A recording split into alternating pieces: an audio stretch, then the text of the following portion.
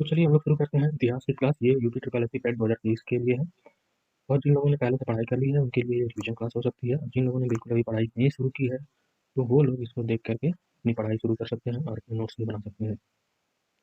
तो चलिए देखते हैं इतिहास के बारे में। तो इतिहास होता क्या है? तो वर्तमान में रह करके अतीत का अध्ययन करना ही इतिहास कहलाता है। ठीक है। तो अतीत में हम किन किन चीज़ों के बारे में अध्ययन करते हैं? तो उस समय के समाज के बारे में अध्ययन करते हैं कि उस समय का समाज कैसा था, वहाँ पे वर्ण व्यवस्था कैसी थी, जाति व्यवस्था कैसी थी, शिक्षा के क्या साधन थे, मनोरंजन के क्या साधन थे, उस समय महिलाओं की समाज में क्या स्थिति थी। ठीक है, तो ये सामाजिक व्यवस्था के अंतर्गत इसका अध्ययन करते हैं। दूसरा राजनीतिक व्यवस्था देखते हैं कि वहाँ पे राजनीति का स्वरूप कैसा था, वहाँ की प्रशासनिक स्थिति कैसी थी। ठीक, तो उसकी अर्थव्यवस्था के बारे में अध्ययन करते हैं। तो अर्थव्यवस्था में हम देखते हैं कि उस समय कृषि का स्तर कैसा था, व्यापार कैसे होता था, उस समय के उद्योग कौन-कौन से थे। तो इन सब चीज़ों के बारे में अर्थव्यवस्था के अंतर्गत हम अध्ययन करते हैं। और उसके बाद उस समय की संस्कृति के बारे में भी हम देखते हैं कि उस समय की कला कौन-कौन सी महत्वपूर्ण थी, उस समय कौन-कौन से धर्म थे, दर्शन, विज्ञान, त्योहार और उस समय के रीति-रिवाज के बारे में हम संस्कृति के अंतर्गत अध्ययन करते हैं। उसके बाद अब हम लोग देखेंगे इतिहास का काल विभाजन। ठीक है? तो इतिहास का काल विभाजन मेनली 2 तरीके से किया गया है। एक तो अध्ययन की दृष्टि से और दूसरा जो पुरातात्विक और लिखित साक्ष्य जो अवेलेबल हैं, उनके आधार पर। तो अध्ययन की दृष्टि से इतिहास को 3 पार्ट में बाँटा गया है, प्राचीन काल का इतिहास, मध्यकालीन इतिहास और आधुनिक भारत का इतिहास। तो जो प्राचीन काल का इतिहास है, वो 20 लाख ईसा पूर्व से लेकर के 750 ईस्वी तक है और जो मध्यकालीन भारत का इतिहास है, वो 750 ईस्वी से लेकर के 1760 ईस्वी तक है और जो आधुनिक भारत का इतिहास है, वो 1760 से लेकर के 1947 तक के इतिहास को आधुनिक भारत का इतिहास बोला जाता है। जो पुरातात्विक और लिखित साक्ष्य के आधार पर क्लासिफिकेशन है, उसको भी 3 पार्ट में बाँटा जाता है। पहला प्रागैतिहासिक काल, दूसरा ऐतिहासिक काल और तीसरा ऐतिहासिक काल। इसको इंग्लिश में प्री हिस्टोरिक पीरियड और आद्य ऐतिहासिक काल को प्रोटो हिस्टोरिक पीरियड और ऐतिहासिक काल को हिस्टोरिक पीरियड बोला जाता है। तो इसका जो टाइम पीरियड है वो प्रागैतिहासिक काल का 20 लाख ईसा पूर्व से लेकर के 6000 ईसा पूर्व या फिर कुछ लोग 3000 ईसा पूर्व तक मानते हैं। उसी तरह से जो आद्य ऐतिहासिक काल का समय है वो 6000 ईसा या 3000 ईसा पूर्व से लेकर के 600 बीसी तक माना जाता है। उसके बाद जो ऐतिहासिक काल है उसका क्लासिफिकेशन वो 600 बीसी से लेकर के उससे आगे तक के काल को ऐतिहासिक काल के अंतर्गत रखा जाता है। अगर प्राग ऐतिहासिक काल की बात करें तो उसका एग्जाम्पल क्या है? पाषाण काल है। ठीक है, पाषाण काल को प्राग ऐतिहासिक काल के अंतर्गत रखा जाता है। उसके बाद आद्य ऐतिहासिक काल के अंतर्गत सिंधु घाटी सभ्यता और ऋग्वैदिक सभ्यता को रखा जाता है और उसके बाद ऐतिहासिक काल के अंतर्गत उत्तर वैदिक काल से लेकर के अब तक का जो टाइम पीरियड है उसको ऐतिहासिक काल के अंतर्गत रखा जाता है। अब देखिए प्राग ऐतिहासिक काल में क्या था कि प्राग ऐतिहासिक काल में आपके पुरातात्विक साक्ष्य तो अवेलेबल है लेकिन कोई लिखित प्रमाण अवेलेबल नहीं है।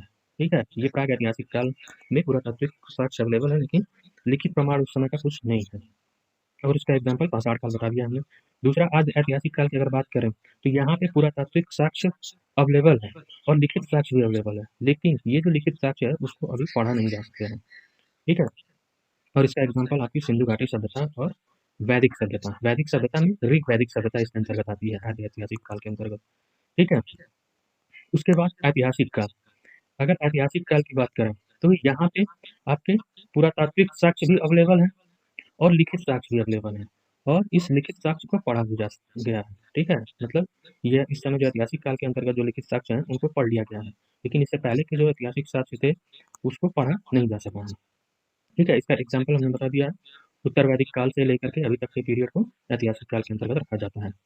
अब बात करते हैं पाषाण काल की। ठीक है, तो पाषाण काल को भी 3 भाग में बाँट लिया गया है। पूरा पाषाण काल, मध्य पाषाण काल, नव पाषाण काल या फिर ताम्र पाषाण काल भी इसको बोलते हैं।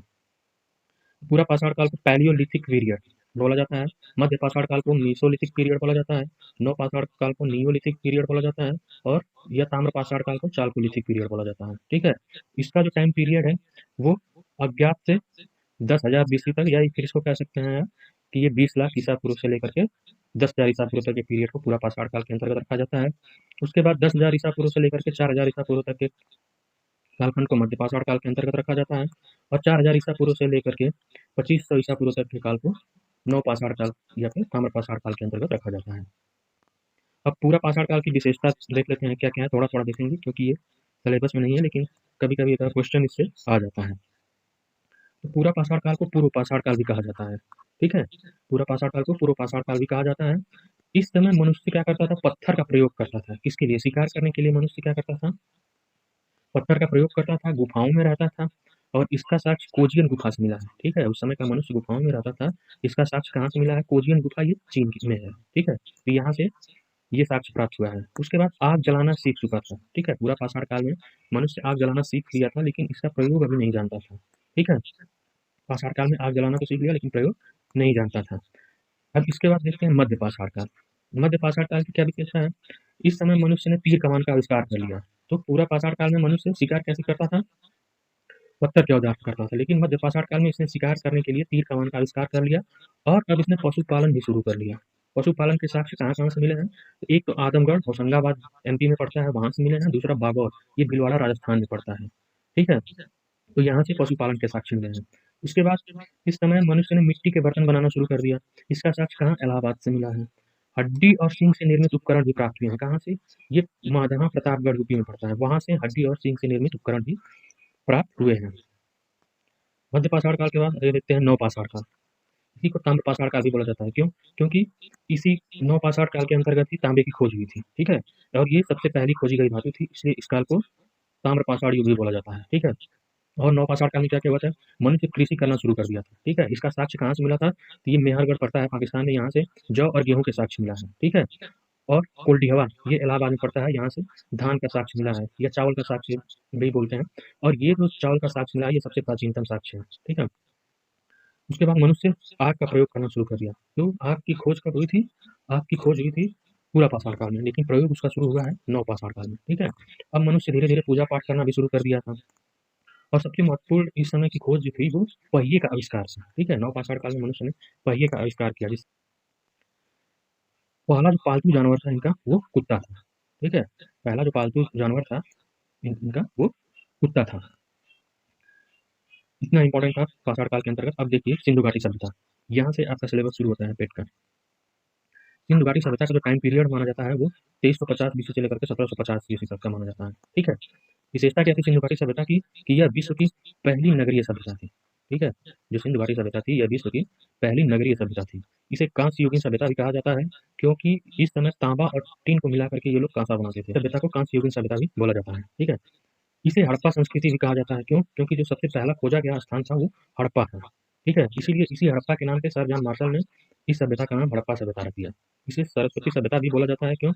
क्योंकि जो इसके स्थल थे, वो सरस्वती नदी जो प्राचीन काल में बहती थी, अभी तो ये विलुप्त हो चुकी है, तो उसके आसपास ही मिले थे। ठीक है, इस सभ्यता का प्रमाण, तो इसलिए इसे सरस्वती सभ्यता भी बोला जाता है। उसके बाद सिंधु घाटी सभ्यता के समकालीन कुछ सभ्यताएं थी, उनको देख लेते हैं। एक मेसोपोटामिया की सभ्यता थी। ये दजला व फरात नदी के किनारे इराक, ईरान और सीरिया, इन 3 देशों में फैली हुई थी। तो ये जो मेसोपोटामिया की सभ्यता के लोग थे, ये सिंधु घाटी सभ्यता के लोगों को क्या कहते थे? सिंधु घाटी सभ्यता को क्या कहते थे? दिलमुन सभ्यता बोलते थे, मगध सभ्यता बोलते थे, और मेलुहा सभ्यता बोलते थे। ठीक है, उसके बाद चीन की सभ्यता भी समकालीन थी सिंधु घाटी सभ्यता की। ये वांगो नदी, या फिर इसी को यांग त्सिकियांग नदी या फिर पीली नदी बोला जाता है, और इसको चीन का शोक भी बोला जाता है। ये जो पीली नदी है, इसको चीन का शोक बोला जाता है। तो इसके किनारे ये चीन की सभ्यता थी।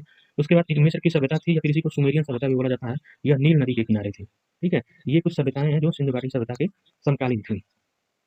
इसके बाद आइए देख लेते हैं जो सिंधु घाटी सभ्यता की वो सबसे पहले ध्यान गया था, तो वो किसका गया था? चार्ल्स मेसन का गया था 1826 में। लेकिन उस समय इसकी बात को किसी ने ध्यान नहीं दिया, या इसकी बात को किसी ने माना नहीं। ठीक है, उसके बाद 1903 में भारत में पुरातत्व विभाग की स्थापना होती है करजन के समय पे, कलकत्ता में इसका मुख्यालय बनता है, और इसका पहला अध्यक्ष कनिंघम को बनाया जाता है। ठीक है, तो ठीक है, अगर क्वेश्चन पूछे हड़प्पा सभ्यता की सबसे पहले संक्षिप्त खुदाई किसने की थी, तो वो कनिंघम था। और इसे भारत में पुरातत्व विभाग का पिता भी कहा जाता है, इसको कनिंघम को। ये भी इंपॉर्टेंट है, भारत में पुरातत्व विभाग का पिता किसे कहा जाता है? कनिंघम को कहा जाता है। ठीक है, उसके बाद 1921 में पुरातत्व विभाग का अध्यक्ष बनता है सर जॉन मार्शल। ठीक है, तो इसी की अध्यक्षता में 1921 में दयाराम साहनी ने सिंधु घाटी सभ्यता की खोज की थी, और उसके बाद आर डी बनर्जी ने मोहनजोदड़ो की खोज की। अब आइए देख लेते हैं सिंधु घाटी सभ्यता का विस्तार कहाँ से कहाँ तक है। तो सिंधु घाटी सभ्यता का विस्तार 3 देश में है, भारत में है, पाकिस्तान में और अफगानिस्तान में। इसका उत्तर से दक्षिण विस्तार की अगर बात करें, तो सबसे उत्तरी स्थल जो है वो मांडा है। मांडा या मांडा भी बोलते हैं, ये जे.एन.के में चिनाब नदी के किनारे है। इसकी खोज जगतपति जोशी ने की थी। उसके बाद इसका सबसे दक्षिणी जो स्थल है, वो दाइमाबाद है, महाराष्ट्र में। ये प्रवरा नदी के किनारे है, और ये प्रवरा किसकी? गोदावरी की सहायक नदी है। इसकी खोज बीपी बोपार्डिकर ने की थी। अगर पूर्वी स्थल की बात करें, तो यह आलमगीरपुर है, उत्तर प्रदेश में, हिंडन नदी के किनारे है, और इसकी खोज यज्ञदत्त शर्मा ने की थी। उसके बाद सबसे पश्चिमी स्थल की बात करें तो सुक्का गेंडोर है, यह पाकिस्तान में पड़ता है, दास नदी के किनारे। इसकी खोज एडवर्ड मीकर ने की थी। ठीक है, तो सुक्का गेंडोर की खोज किसने की थी? एडवर्ड मीकर ने की थी। इसके बाद सिंधु घाटी सभ्यता की अगर आकृति की बात करें तो सिंधु घाटी सभ्यता की आकृति त्रिभुजाकार थी। ठीक है, और यह अपने जल निकासी प्रणाली के लिए प्रसिद्ध थी। सिंधु घाटी सभ्यता अपने जल निकासी प्रणाली के लिए प्रसिद्ध थी। इसकी लिपि की बात करें तो इसकी लिपि भाव चित्रात्मक थी। ठीक है, इसको पिक्टोग्राफी बोला जाता है, और यह लेफ्ट से राइट और राइट से लेफ्ट की तरफ लिखी जाती थी। इसको वस्त्रोत्फेदन बोला जाता है। सिंधु घाटी सभ्यता में जो सर्वाधिक आकृति मिली हुई है वो मछली और यू आकार की है। मतलब इसकी जो लिपि थी, इस लिपि में जो आकृति मिली है जिन अक्षरों की, वो ज्यादातर मछली और यू आकार की थी। तो सिंधु घाटी सभ्यता के प्रमुख स्थल कौन कौन से हैं? एक तो हड़प्पा है, रावी नदी के किनारे। इसकी खोज दयाराम साहनी ने की थी। वर्ष इतना इंपॉर्टेंट नहीं है। उसके बाद मोहनजोदड़ो, मोहनजोदड़ो सिंधु नदी के किनारे है। इसकी खोज राखालदास बनर्जी या फिर आर डी बनर्जी ने की थी। चंदुदड़ो सिंधु नदी के किनारे है। इसकी खोज मजूमदार ने की थी। रोपड़ सतलज नदी के किनारे है। इसकी खोज वत्स ने की थी। कालीबंगा गग्गा नदी के किनारे है। इसकी खोज अमलानंद घोष ने की थी। आलमगीरपुर हिंडन नदी के किनारे है। यज्ञदत्त शर्मा ने इसकी खोज की थी। बनावली सरस्वती नदी के किनारे है। आर एस बिष्ट ने इसकी खोज की थी। धौलावीरा भगवा नदी के किनारे है। इसके खोजकर्ता के बारे में कंफर्म नहीं है। उसके बाद राखीगढ़ी, ये गंगा नदी के किनारे है। सूरज भान और भगवान दास ने इसकी खोज की थी। उसके बाद लोथल है, ये भगवा नदी के किनारे है, और इसकी खोज एस आर राव ने की थी। ठीक है, तो लोथल की खोज एस आर राव ने की थी। उसके बाद कुछ और महत्वपूर्ण फैक्ट हैं जो सिंधु घाटी सभ्यता के अंतर्गत हैं। जैसे अगर पूछा जाए कि सर्वाधिक स्थल कहाँ पे हैं, सिंधु घाटी सभ्यता के खोजे गए सर्वाधिक स्थल कहाँ पे खोजे गए हैं, तो वो गुजरात में 190 के करीब यहाँ पे सर्वाधिक स्थल जो है वो गुजरात में है। कितने? 190। सबसे बड़ा स्थल अगर पूछा जाए तो वो राखीगढ़ी है। उसके बाद धौलावीरा है। सबसे छोटा स्थल की अगर पूछा जाए तो वो अल्लादीनो है। ये कहाँ पे? पाकिस्तान में पड़ता है। तीन केंद्रीय स्थल अगर पूछे जाए, ये मोहनजोदड़ो, हड़प्पा और धौलावीरा को तीन केंद्रीय स्थल बोला जाता है। ठीक है, अब पाकिस्तान में स्थित कौन कौन से हड़प्पा सभ्यता के स्थल है उसको देख लीजिए। पहला हड़प्पा, मोहनजोदड़ो, मेहरगढ़, सुक्का गेंडोर और कोट दीजी। ये पांचों कहाँ पे हैं? ये पाकिस्तान में है। तो इनकी अब उसके बाद भारत में स्थित स्थल की अगर बात करें, भारत में कौन कौन सा स्थल है स्थित, तो यहाँ पे कालीबंगा है, ये राजस्थान में है। लोथल है, रंगपुर और सुरकोटता, ये गुजरात में है। तीनों लोथल, रंगपुर और सुरकोटता ये कहाँ के हैं? गुजरात में है। राखीगढ़ी, बनावली और कुड़ाल, राखीगढ़ी, बनावली और कुड़ाल ये हरियाणा में है। रोपड़ पंजाब में पड़ता है, और आलमगीरपुर यूपी में पड़ता है। तो ये भारत में स्थित कुछ महत्वपूर्ण स्थल थे। अब एक एक करके देख लेते हैं कौन कौन से स्थल है, उनकी विशेषता क्या है। ठीक है, तो हड़प्पा सभ्यता की अगर बात करें तो हड़प्पा सभ्यता से 12 कक्षों वाला अन्नागार मिला है। यहाँ से गेहूं और जौ के साक्ष्य मिले हैं।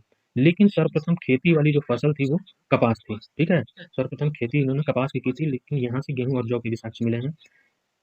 तांबे, कांसे या फिर पीतल की इक्का गाड़ी यहाँ से मिली है। ठीक है, शंख का बैल मिला है। चांदी, टीन, सोना के साक्ष्य मिले हैं, लेकिन लोहा का साक्ष्य यहाँ से नहीं मिला है। तो ये याद रखना है कि लोहा का साक्ष्य हड़प्पा सभ्यता से नहीं मिला है। ठीक है, अब मोहनजोदड़ो की अगर बात करें तो मोहनजोदड़ो को मृतकों का टीला कहा जाता है। ठीक है, मोहनजोदड़ो को मृतकों का टीला कहा जाता है। यहाँ से विशाल अन्नागार मिला है। ये इस सभ्यता की सबसे बड़ी इमारत थी। नटराज की मूर्ति मिली है, पशुपति की मूर्ति मिली है, सूती कपड़े के साक्ष्य मिले हैं मोहनजोदड़ो से, कांसे की नर्तकी की मूर्ति मिली है मोहनजोदड़ो से। ठीक है, और इसको बनाने में इसके ऊपर क्या की जाती थी? मोम की लोकी चढ़ाई जाती थी। ठीक है, कांसे की नर्तकी की मूर्ति बनाने में मोम की लोकी चढ़ाई जाती थी। और पुजारी राजाओं की मूर्ति भी यहाँ से मिली है। कहाँ से? मोहनजोदड़ो से। इसके बाद आते हैं धौलावीरा। अगर धौलावीरा की बात करें तो ये गुजरात में स्थित स्थल है। यह 3 भागों में विभाजित शहर था। ठीक है, ये क्वेश्चन पूछता है 3 भागों में विभाजित शहर कौन सा था, तो धौलावीरा। ठीक है, भारत में स्थित यह दूसरा सबसे बड़ा शहर था। जल निकासी की उचित व्यवस्था के साक्ष्य यहाँ से मिले हैं। सफेद कुआं और जल कुंड के साक्ष्य यहाँ से मिले हैं। ठीक है, और बनावली की बात करते हैं तो ये हरियाणा में है। यहाँ से जौ के साक्ष्य मिले हैं, मिट्टी का हल का खिलौना मिला है, और बैलगाड़ी के पहिए का साक्ष्य यहाँ से मिला है। ठीक है, बैलगाड़ी के पहिए का साक्ष्य बनावली से मिला है। उसके बाद अगर बात करें लोथल की, तो लोथल कहाँ है? गुजरात में स्थित स्थल है। यह सिंधु घाटी सभ्यता का पहला बंदरगाह माना जाता है। ठीक है, और यहाँ से गोदीवाड़ा के साक्ष्य मिले हैं, यानी यहाँ पे पोत का निर्माण होता था। ठीक है, वृत्ताकार और चौकोर अग्निकुंड यहाँ से मिले हैं। यहाँ से चावल के साक्ष्य मिले हैं, घोड़े की मृण मूर्ति मिली है। उसके बाद सुरकोटदा की अगर बात करें तो ये भी गुजरात में है। यहाँ से घोड़े का अस्थि पंजर मिला है, और कलश सावधान के साक्ष्य मिले हैं सुरकोटदा से। राखीगढ़ी की अगर बात करें तो ये हरियाणा में है। यह सबसे बड़ा स्थल है हड़प्पा सभ्यता का। भारत में स्थित सबसे बड़ा स्थल कौन सा है? राखीगढ़ी है। यहाँ से ताम्र उपकरण भी मिले हैं। ठीक है, उसके बाद बात करते हैं कालीबंगा की। कालीबंगा कहाँ? राजस्थान में पड़ता है। इसका शाब्दिक अर्थ क्या होता है? काले रंग की चूड़ियाँ। ठीक है, तो यहाँ से जुटे हुए खेत के साक्ष्य मिले हैं, कच्ची ईंटों के मकान के साक्ष्य मिले हैं, सफेद कुआं मिला है और 7 अग्निवेदिका के साक्ष्य यहाँ से मिले हैं। और कुछ इंपॉर्टेंट बात हड़प्पा सभ्यता से संबंधित क्या है कि हड़प्पा सभ्यता की मुहर पे सांड, गैंडा, बाघ, हाथी और भैंसा और बकरा के चित्र मिले हैं, लेकिन जिनकी मुहरों पर गाय और घोड़े के साक्ष्य नहीं मिले हैं। सांड, गैंडा, बाघ, हाथी, भैंसा, बकरा के चित्र मिले हैं, लेकिन गाय और घोड़े के साक्ष्य नहीं मिले हैं। हड़प्पा सभ्यता से शेर का भी साक्ष्य नहीं मिला है, यानी इनको शेर के बारे में भी नहीं पता था। ठीक है, उसके बाद राना गुंडई है। राना गुंडई एक जगह पड़ता है, यहाँ से घोड़े के दांत मिले हैं। ठीक है, हड़प्पा सभ्यता के महत्वपूर्ण देवता कौन से? महत्वपूर्ण देवता पशुपति थे। महत्वपूर्ण पशु की बात की जाए तो कुबड़ वाला सांड था, और महत्वपूर्ण वृक्ष की बात की जाए तो ये पीपल का वृक्ष था। ठीक है, तो इस तरह से हड़प्पा सभ्यता आपका समाप्त हुआ।